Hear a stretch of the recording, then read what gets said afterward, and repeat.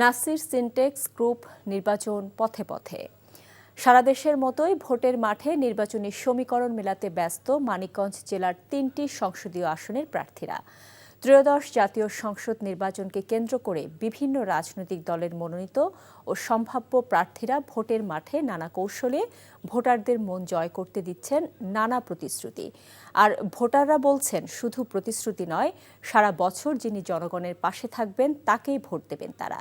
মানিকগঞ্জ থেকে ফিরে আরও জানাচ্ছেন শিউলি রায়, ছবি তুলেছেন মোহাম্মদ মোখলেসুর রহমান। নদীর দেশ মানিকগঞ্জ, পদ্মা যমুনা, কালীগঙ্গা, ধলেশ্বরী আর ইছামতি নরম স্রোতে গড়ে ওঠা এই জেলার ইতিহাস দীর্ঘ ও ঐতিহ্যের গভীর।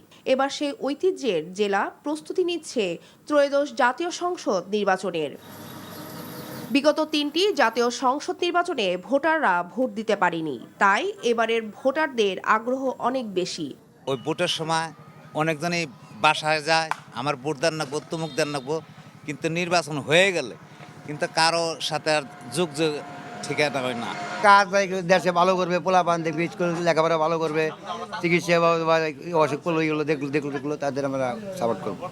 এই 3টি আসনে প্রতিদ্বন্দ্বিতা করছে বিএনপি, জামাত, ইসলামী আন্দোলন বাংলাদেশ, এবি পার্টি, খেলাফত মজলিস সহ অন্যান্য দল। তবে এখনো গণ অধিকার পরিষদ ও এনসিপি থেকে কোনো প্রার্থীকে মনোনয়ন দেওয়া হয়নি এই জেলায়। মানিকগঞ্জ 1 আসন থেকে বিএনপি মনোনীত প্রার্থী SA জিন্নাহ কবির।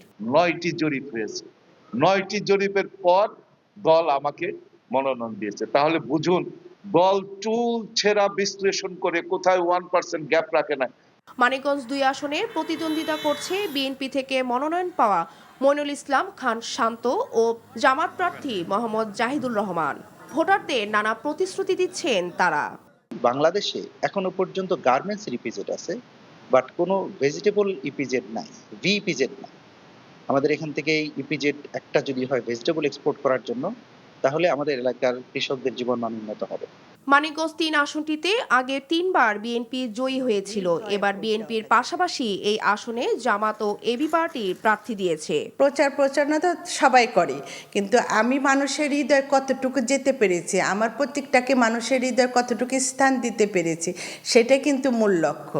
একটি নতুন বাংলাদেশ গড়ার যে স্বপ্ন, সেই স্বপ্নটা মানুষ তরুণদের মধ্যে এটা দেখতে পাচ্ছে, এবং তরুণদের মাধ্যমেই এই স্বপ্ন বাস্তবায়ন হবে, মানুষ এটাই বিশ্বাস করছে। মানিকগঞ্জ 1 আসনে ঘিওর দৌলতপুর ও শিবালয়, 2 আসন হরিরামপুর, সিঙ্গার ও সদরের 2টি ইউনিয়ন ও 3 আসনে সদর ও সাটুরিয়া নিয়ে গঠিত এই জেলার মোট ভোটার সংখ্যা 13,34,623 জন। এর মধ্যে পুরুষ ভোটার সংখ্যা 6,68,458 জন, নারী ভোটার সংখ্যা 6,66,156 জন, তৃতীয় লিঙ্গ 9 জন। শিউলি রায়, NTV নিউজ, মানিকগঞ্জ।